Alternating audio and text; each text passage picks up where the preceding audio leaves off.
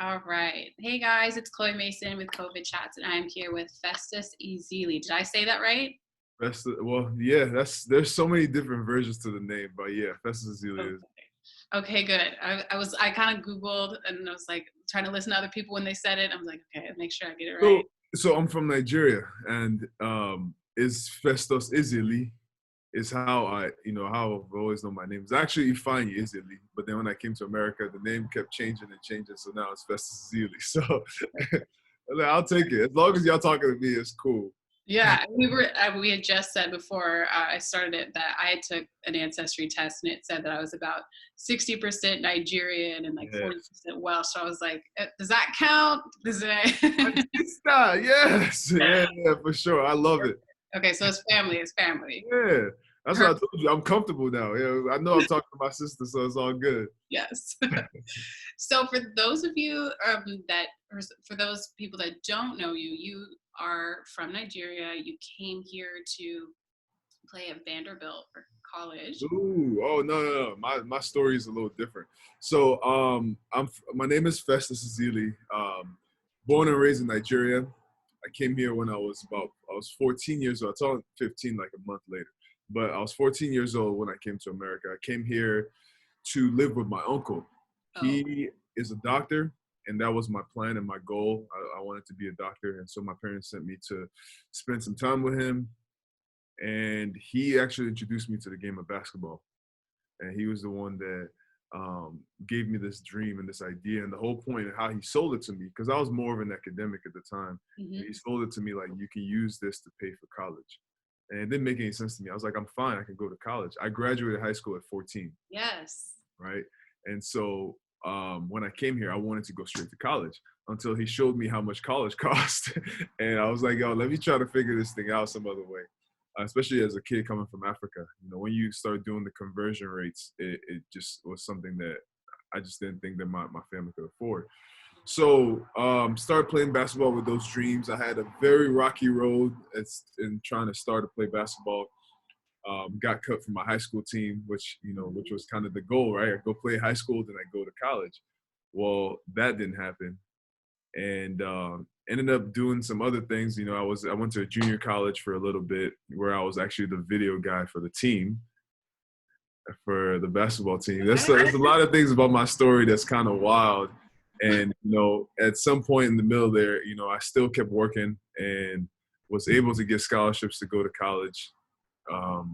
Was at this point, like there's a lot of things in my life that, didn't go as planned, but it kind of still went as planned because, God has always been on my side. So those are God things. Those are God moments right there. Yeah. And, wow. I went from being cut in high school to 2 years later being top 150 kids under 17 in the country. It's just those kind of things that, sometimes I look back, I'm like, wow, God, you really been working in my life. But I went to Vanderbilt, was there. I graduated. I was there for 5 years. I graduated after redshirting, being a practice player my first year. Ended up switching from pre-med to economics halfway through my junior year.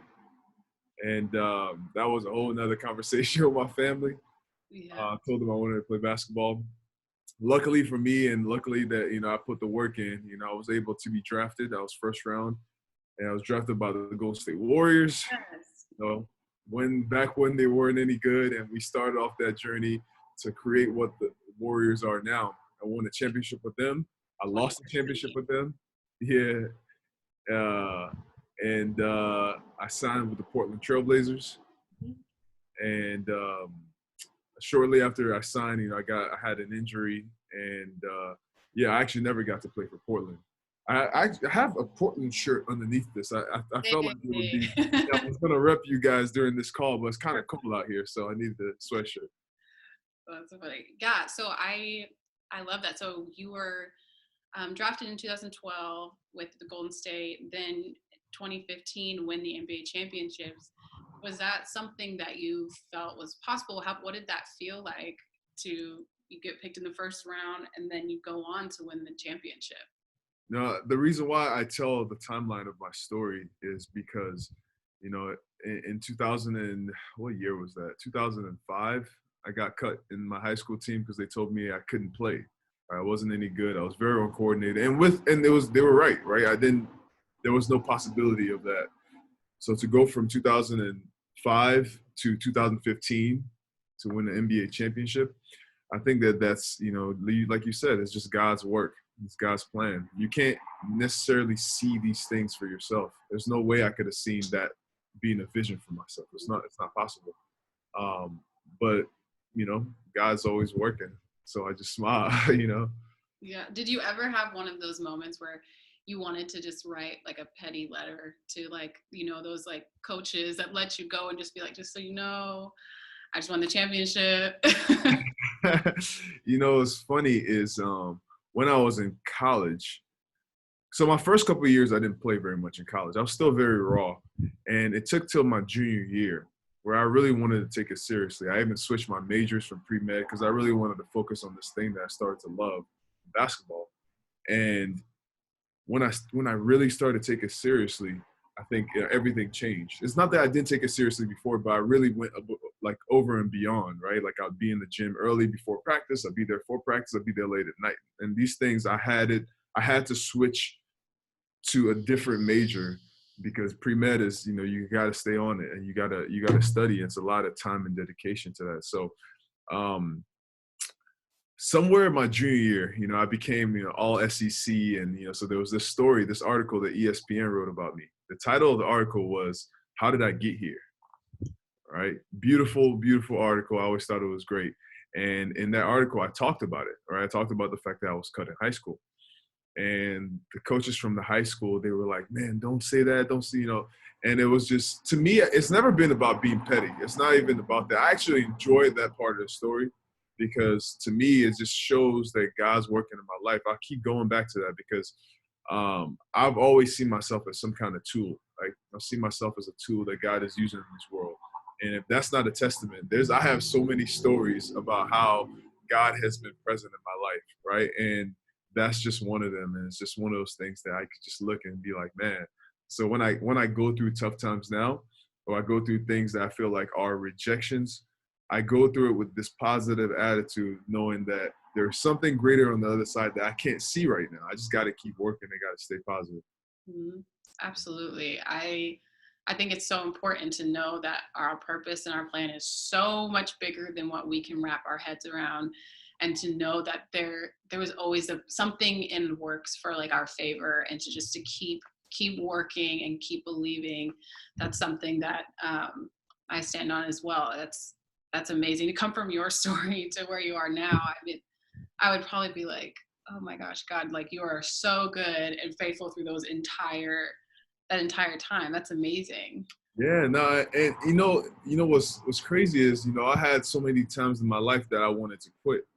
Right? I had so many times where it was too hard, even at the beginning. And, there were so many different stories in my head that I don't even know which ones to tell you. But at some point, even when I wanted to quit, I had people who I didn't even know came and put their arms around me like, "Yo, man, I see this vision for you," or "Man, keep working." And they supported me and pushed me, or coaches that really put their arms around me and really pushed me and didn't let me quit.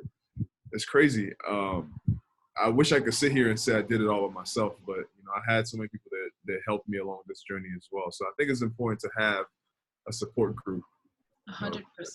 We couldn't get through, I feel like, a lot of things on our own. And not only to raise a child, they say it takes a village, but I feel like to reach your best self, having those people that will speak into your life and, push you. Well, I think one amazing thing that you did was last summer, you got to return for, what was it, hosting the Power Forward camp? Yeah, you did your research. Yes, I don't, after 15 years of not being back in Nigeria. Yeah, so remember I said I came here when I was 14, almost 15. And so it felt like some kind of, it felt kind of serendipitous. Last year was kind of the year where the amount of time I had spent in America finally crossed the amount of time that I spent in Nigeria. Wow. Granted, the years I spent here were more formative because it was my teenage years, but last year I became a citizen of the United States. Congratulations. Thank you. And it felt like, I don't know, it was just like this, I've had other plans to go back home, and this opportunity came up to host a camp with the NBA in Nigeria. And it just felt right. Like, I don't know what, like, I slept on it and I was thinking about it and I was nervous and I had all these feelings going on, but I was like, you know what, I'm just going to go. And my dad's like, are you sure? It's like, yeah, I want to go. And one of the reasons why he was a little worried is because I was still recovering from some stuff that was going on with me. And I just felt like this was something that I needed. My heart really needed it. So ended up, hopping on the plane, and we went back there. And there were so many, like, my heart is still full from being back home. It's always home. I don't care where I go in this world. I don't know how far. It's always going to be home for me because my whole family's there, everybody, like cousins who I hadn't seen in 15 years. We were sitting there chopping it up like I never left. Like I was still that 15-year-old kid. We're sitting there just, telling stories, hanging out, people that, it's just, even I showed my mom videos. We just watched some videos last week. And she was looking at me smiling, the way how happy I was. She was like, man, I don't know that I've seen you smile like this. Even on days when you win and your things are going well, you still have this love for home, and it's so happy to see. I'm so happy to see is what she said. So it was really cool. What was it like? Because you worked with, was it children in the camp?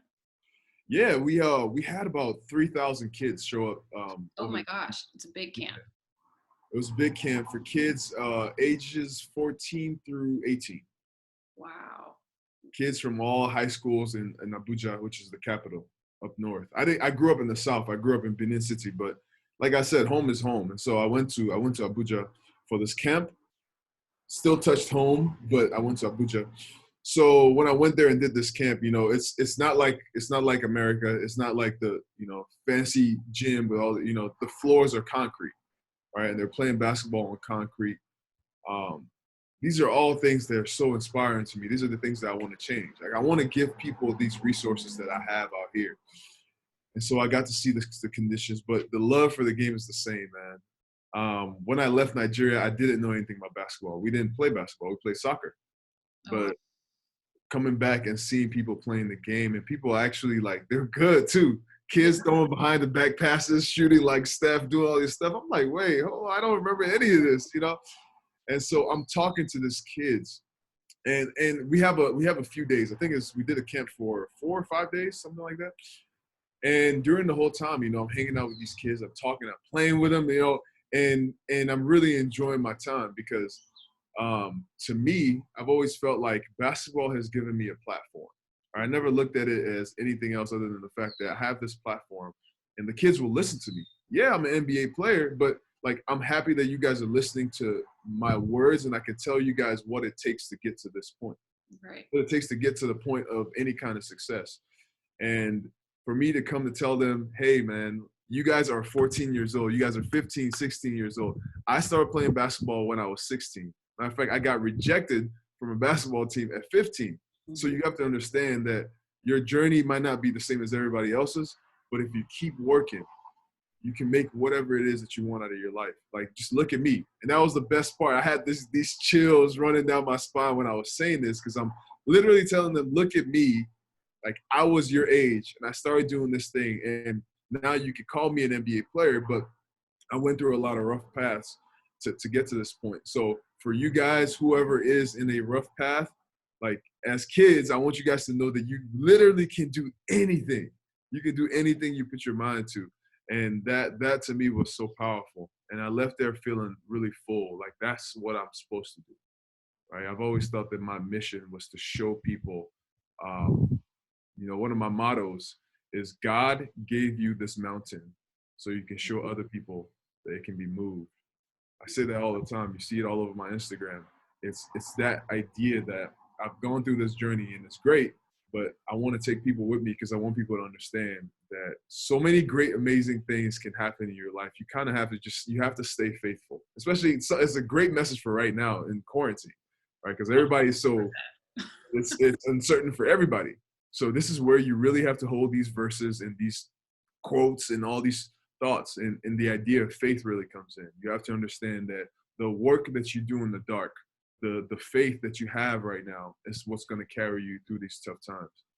Absolutely. That is huge. I couldn't imagine going back after all of that time, getting to speak it life into these kids who now, I mean, you're just another person that they can see representation of, you know, that success story and not looking like, you know, everybody else's. That's I couldn't imagine how rewarding that feels. Um, but going to your career, I know you've had some time due to like injuries, mainly your knees, correct? Yeah. How is your rehabilitation going? Where do you stand right now? My knee is fine. I had a first NBA player to have a cartilage transplant. Oh wow. Yeah, that's a story that I've been I've been holding kind of dear to my heart, and I haven't really talked about it with anybody. But like I said, God gave me this mountain to show others it can be moved, and that's a motto for my life. Nothing has come easy for me, right? Like I don't, you know, even when the injury happened, I was so angry, and I'm so like, God, why does my journey keep being hard, right? Because I try to do everything the right way. I try to, you know, work hard, but somewhere along the line, I understood that was part of my purpose, right? I signed in Portland, and I really believed in that team. I believed that, you know, we could do amazing things, especially with the things that I brought to the table and the things that they already had on the pieces that they had were so powerful. I felt like with what I brought to the table, it just complemented so well. And when that happened to me, when I got injured, it was just another like chapter in my life where I'm just sitting here in the dark. And, you know, I'm in a wheelchair for 6 months. I'm Wow. going through these tough times. I just played in the NBA finals months before, and now I'm in a wheelchair, and there's no fans. There's no people around me. It's just me and my family. And I'm trying to go to the bathroom. I need help. I need to wake my mom up if I need to go to the bathroom. I got to get my brothers to come help me if I need food, you know. Very humbling moment for me in my life. Gave me gave me a lot of chances to reflect, a lot Mm-hmm. of chances to sit there and think and be with myself and just try to understand, like, what am I supposed to do in this life, right? And it was a blessing in disguise for me, because basketball was my passion and it still is my passion, but it became who I was because I put so much time into it. And I saw myself as a basketball player. So when people ask me, like you even asked me, like how you want me to refer to you, are you an NBA player, are you a former NBA player? The idea of being a basketball player became my identity. And so I it took some other things to think away from my life, that some other passions kind of took the back seat because this was my focus, that's how it's supposed to be. When you're focused on something, you should be focused on that thing. So for me, I think now the idea of telling stories and telling my story, coming back from adversity, has been so inspiring to me to tell people and to show people that faith does wondrous things. And so even with this journey of, you know, 2.5 year recovery, I want to show people that you can go through something like that and still come back and be great, right? The greatness is in the process, it's in the journey. And so that's, you know, there's so much I could talk about on that front, but that's kind of the summary of the last couple of years for me. So, do you think we should expect a return to basketball? Do you think? That's kind of that's been my focus, and that's what's been on my mind for the last 2 years. Is and that's what's inspired me. You know, I worked so hard on the recovery. I worked, you know, even on times when I just saw very little progress because I had to keep doing these things every day. But yes, the answer is yes. I'm gonna play basketball here soon. I actually had some in the works before quarantine and Corona hit. So just another thing Yes. in the world that just says, hey, you just gotta wait for your turn. That's what Corona is, right? You just gotta wait. And Hurry up and wait. yeah. Exactly. So there was no temptation of thinking like, should I go back to med school? Is that completely out of the picture? Med school. So the idea of med school, actually, I had this conversation with Matumbo a long time ago, and he was somebody, you know, coming from Africa, we all have the dream of being doctors. The reason why is because when you come here, we spend, like, you want something that is for sure, right? As a foreigner and then in a foreign land, you have to have something that is going to put food on your table. And we also have the idea of wanting to help people. So when we come here, we have this idea like, yo, if I do this thing, I can help people and I can also make money for my family. Well, Mutombo changed my perspective on helping people, right? He said you could be one doctor in one hospital in one city, or you could be like me and build many hospitals in Africa and have thousands of doctors helping people. Wow. And so that really changed my perspective on what that thing is and why I'm doing what I'm doing. So going to med school is not my passion anymore. I'm somebody who goes for what he's passionate about. So I still want to play basketball. The idea of quitting and leaving things unfinished is never, that's not something that, you know, I actually, the things that I think about more is like, I just dream bigger. Like I try to figure out like, how can I do this bigger? How can I do something else? How can I create something bigger? And I've actually thought about not playing basketball anymore.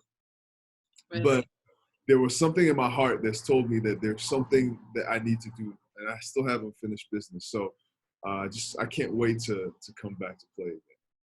I will be rooting for you. I'm so excited for your return. Oh my gosh. Well, I don't want to keep you too much longer, but is there something that you would say to people right now that, especially that lost their job, their businesses, everyone's just kind of sitting and, you know, they don't know, you know, what's going to happen next, and they want to quit, or they're like, you know, I'm throwing in the towel on this business or this idea. Is there something that you would say to them to just keep moving forward? Yeah, it's a really tough time for everybody, especially for those who are sick and losing loved ones. This is something that you can't plan for this, right? And in life, there's a lot of things that happen that you can't plan for. I'll say that for those people that feel like they want to quit, that it's too hard, it's okay to cry. I've cried so many times. Matter of fact, I didn't really know I was a crier until 2 years ago, and I cried very often. Yeah. Right? But my mom always told me this, and my father always told me this. And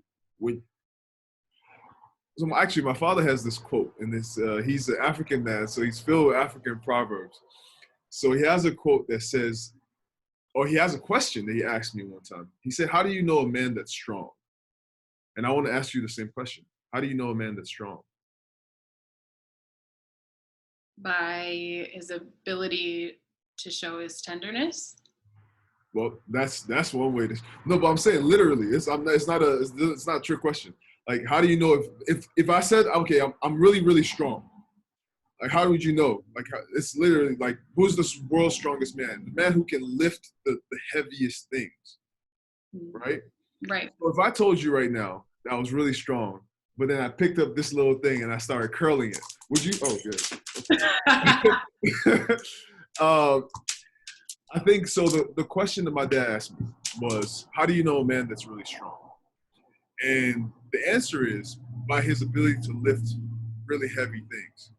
And so he said, okay, so if you think about it that way, you understand that when things get heavy, you say you're strong. That's when your strength is supposed to show, right? And when he told me that, it kind of gave me this responsibility.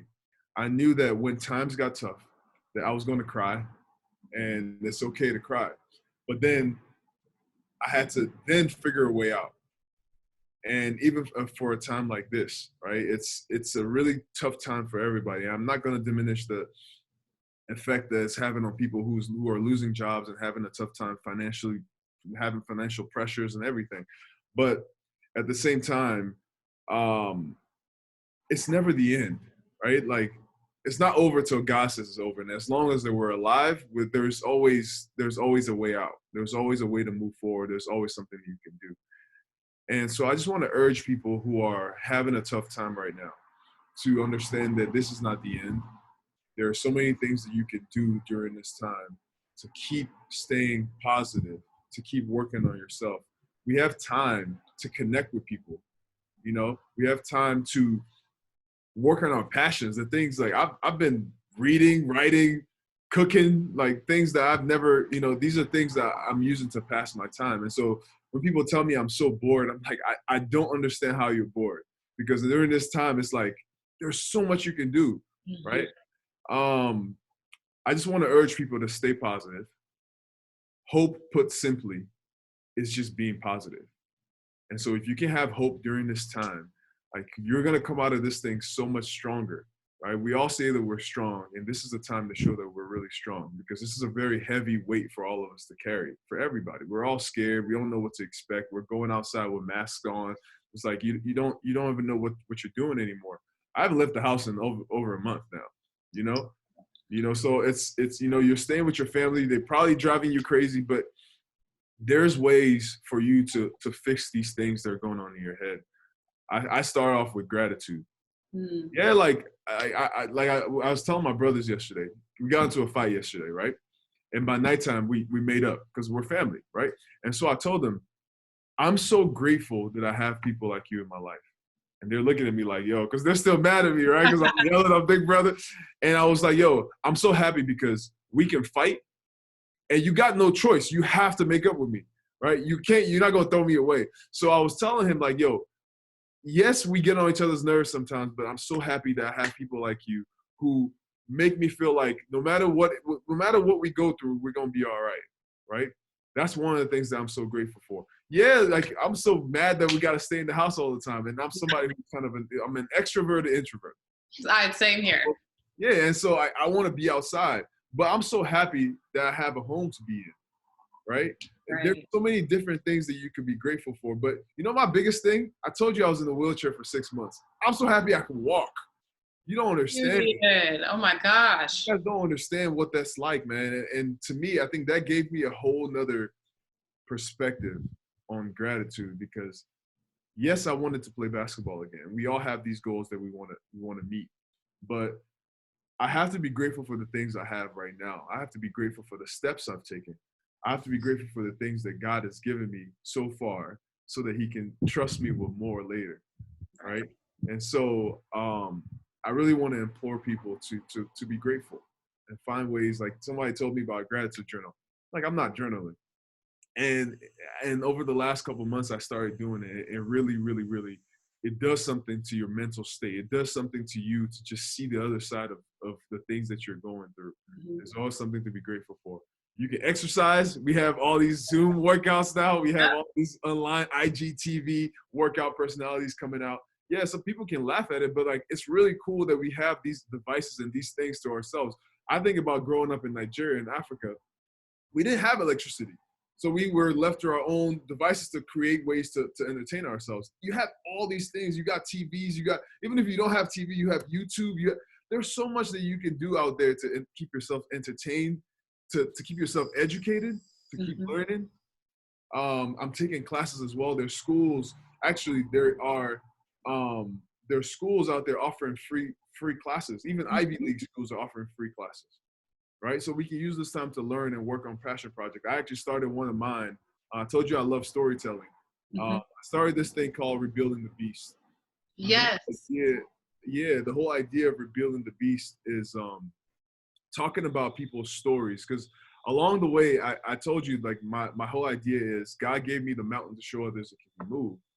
But as I'm moving along my journey, people have been attracted to my story.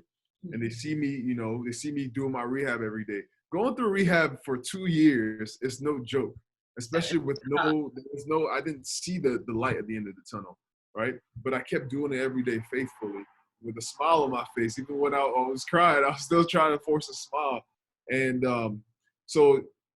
the idea of showing perseverance and faith has been such a really, really inspiring thing for me. So people have been attracted to that. And I want to show other people who are also showing faith in the face of crazy odds. I've seen people start reaching out to me, like people who they can't walk but are still swimming. People who are paraplegic. I don't know what it's called though, to have the iron thing for legs. I can't remember. I don't think it's paraplegic. I know what you're. But they still have dreams of being Olympic athletes. I see people like people who lost loved ones who are rebuilding that way. And so to me, the idea of rebuilding, people see it as such a tough thing to fall from grace. I see it as a blessing sometimes because you can still find strength. You can show, like, the reason why you're going through it, it's not because something's wrong with you. I just feel like you're the person who is strong enough to handle this thing. And so I want to show, if you don't believe in my story, I want to show you other people who are going through it as well. And so that's kind of what I started in the middle of quarantine. It's been really cool talking about it because the more I talk about it, the more people are attracted to it, the more people send me stories. And even it's just this big cycle of I'm inspired, I try to inspire other people, and they in turn inspire me again. So it's just this big cycle. Hopefully I can grow into something bigger that can inspire people. Just hopefully that can be a legacy I can leave in this world. But absolutely, there's so much that we can do in this quarantine. I feel for everybody. I'm sending my love. I'm sending prayers to everybody. But yeah, it's just a time that it's going to change a lot of things for us in the future. And I want to be a part of that change. Hopefully it's a change for the better. So that's kind of what I'm putting my hope in the fact that things are going to be better. They will, 100%. I think one of the biggest things that a lot of us, as you know, because this is like a collective trauma that we're all going through, I feel like it's so easy to feel isolated in your struggles and your pain. But this is what I feel like for the first time in a long time, everybody has something in common. This is like collective experience. And so coming out, I feel like there's going to be such a level of tenderness towards each other, knowing, you know, what we all just went through. And I've had a couple of friends texting being like, I can't wait to kiss everyone when we get out of this. Just to be so happy. I miss hugs, man. I'm not going to lie. I really do miss hugs. I miss people not looking at you crazy when you're walking down the same side of the road. Right. Yeah. You're right. We go on like runs and stuff, and I feel like if I sneeze, I mean, it's allergy season, but everyone turns and like they think I'm giving everybody. I'm like, no. Coronavirus. Hey, where are you quarantining? How's your quarantine been? I am quarantined in my apartment here in Portland. Actually, towards the beginning, I ended up taking a road trip from Portland down to LA.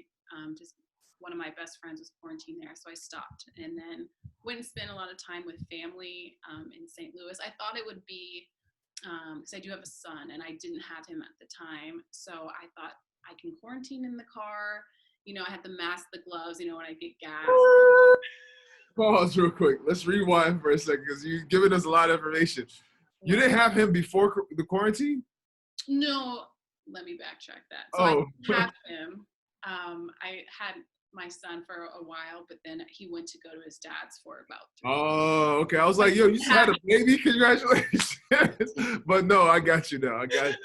No, so I wouldn't put him in that type of risk. But so I got to see family that I hadn't seen in 5 years, nieces and nephews I hadn't seen since they've been born. It was such a filling experience for me. And the whole quarantine was such a good time for just a look inward. And I feel like, you know, when you're on the go constantly, my schedule is normally crazy and traveling, that all you really have to do right now is sit, and it's just looking in the mirror and being like, okay, well, all the time I wish I had to really focus on myself and work through either those past traumas or, you know, these relationships. Like I've had the time to do so, and it's such a growing period, and just get to love on yourself. Like that's pretty much what I've been doing this entire time. I love it. Well, you know what's funny is like, there's this meme on Instagram that was like, every day of our lives before quarantine, we're like, man, I'm so busy. I wish I had a day off. And then the government was like, yo, everybody stay home, don't go to work. We're like, no, I deserve the right to go out and lick everything I want to lick and do everything I want.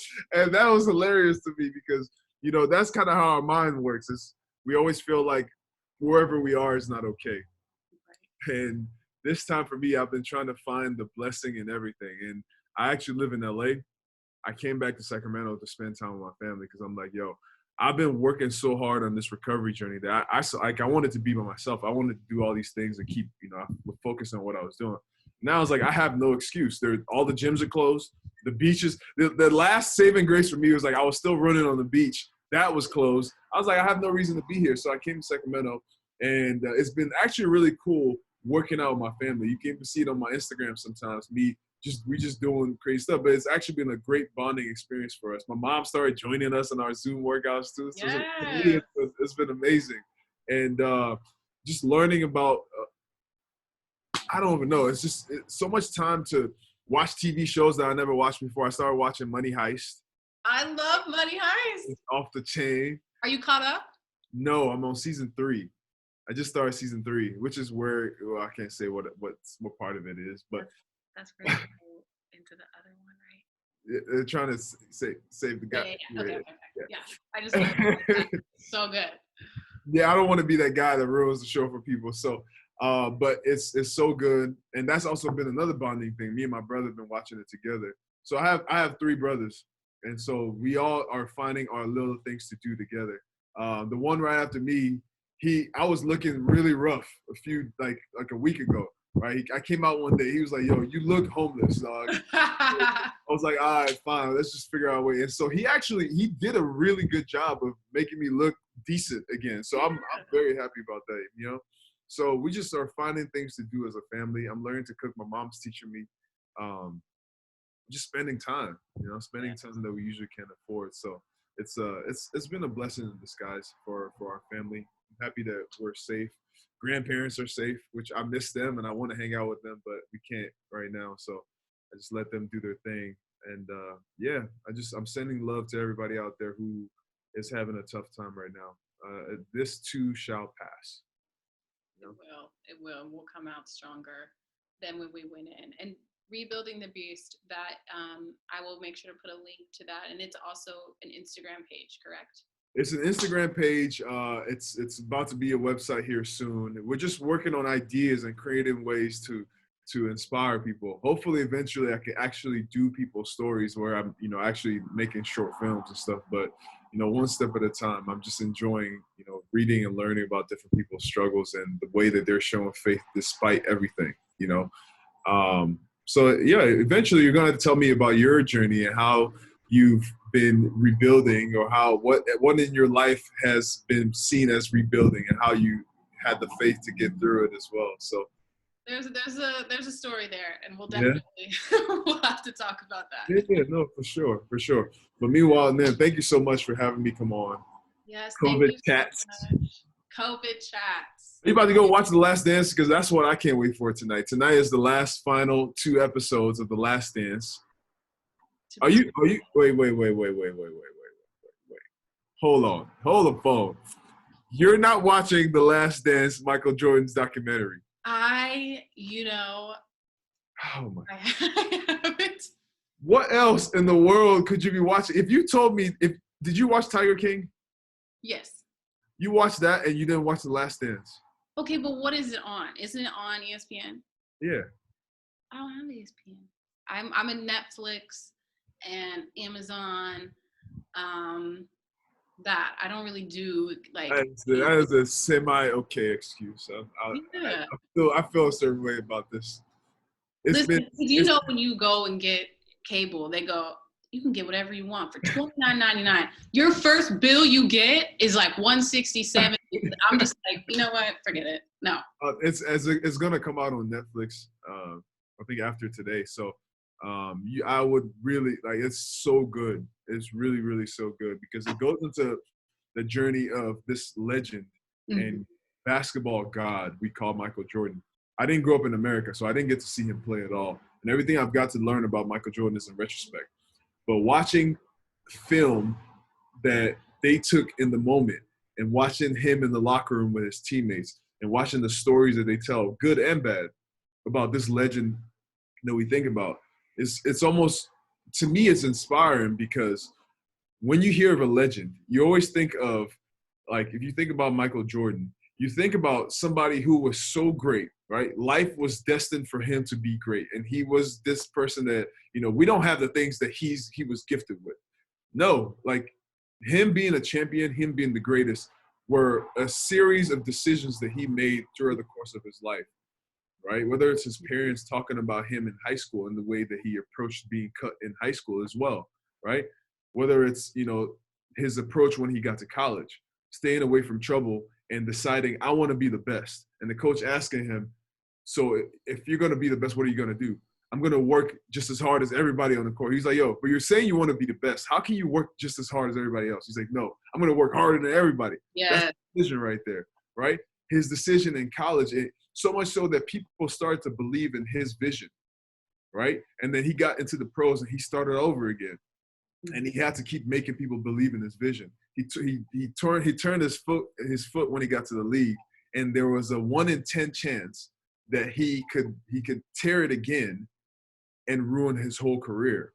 And so they asked him, why would you? He kept begging them. He wanted to play. He was like, yo, I want to play. I want to play. I want to play. And the owner of the team asked him, dude, this makes no sense. Why would you want to play? He said, I need to be out there, right? And so, okay, let me give you this analogy. If you had a headache and you have 10 tablets, one of them is coated in cyanide, and you don't know which one, would you still take the Advil or whatever, Tylenol? There's a 1 in 10 chance? 1 in 10 chance that he could roll his ankle again. So in this analogy, he said 1 in 10 chance that you will take this and it could kill you. Michael Jordan's response, well, how bad is the damn headache? He's just like that. To me, even in the documentary, people look at it as crazy. But to me, he has this ability to look at the 90%. So many people look at the 10%. And that's why it's like if you only see the problems, that's all you're going to get. But if you look at the possibilities, the things that you can create, the person that you can be, he even said in the documentary, he's like, why is everybody focusing on the 10%? I see the 90%. I understand my body. I know what I can do. I know how I can accomplish this thing. And truth be told, he became that guy. And so to me, it's such an inspiring documentary because there's so many parts of it that people could look at it as bad. They call him a tyrant. They call him all these different things. And I just call him a champion. I call him a winner. I call him the greatest because you see where he came from. You see the load that he had to carry as he even, he lost his dad in the middle of the plane, decided to leave baseball, came back, and when he came back, they said he was old and slow and all these things. And he had to reprove himself. And now we know him as winning another 3 championships. But if you even watch, when he came back, he actually lost. He lost in the playoffs. And then came back. He went through the whole summer. All he did the whole summer was film Space Jam and work every day. And we know those two things to be great, iconic things because he went on to win 3 championships, and he also made a great movie that we all watched as kids. So it's just like this idea that you really can do whatever you want to do, man, and you can see it in people all around. Just don't see greatness as somebody else. See it in yourself too. See it in the fact that you could go through these tough times, and it's the thing that's shaping you to be great. So that's kind of, I'm done preaching. I know it's Sunday, so let me stop. I did my church this morning, and after they end right at an hour, and I was like, man, I still have space for a little more. So thank you for pouring into not only my life, everybody that's gonna watch this. Yeah, our mass. My mom makes us watch mass. We're Catholic, and she makes us watch mass at 9:00 at night. So after Michael Jordan's over, we're gonna turn it to watch mass together as a family. So amazing. And you have my word. When this comes out on Netflix, I got you. Yeah, it's like you're welcome because you're gonna be blown away. It's a mixture of inspiring, insane because there's so many different, especially when Dennis Rodman comes out. You're like, oh my Lord. But everybody's journey is different. Man, it's still amazing how people can create magic through tough times. And so that's what greatness is. And so I just keep imploring people like, yo, your magic this time is going to be magical for a lot of people. So many people who are going to come out of this even better. So I want you all to be that people, the people who are listening to this. So that's why I say it. Amazing. Again, thank you so much for taking the time and speaking life into all of us. I hope that you and your family have an amazing rest of quarantine, and soon we will all be out and about. Yes. Yes. Hugs and kisses for everybody. So, Yes. No, but even if I don't know, just come. Awesome. enjoy the All right. rest of your Thank you so day. much. Thank We'll you. talk to you. All right. Bye.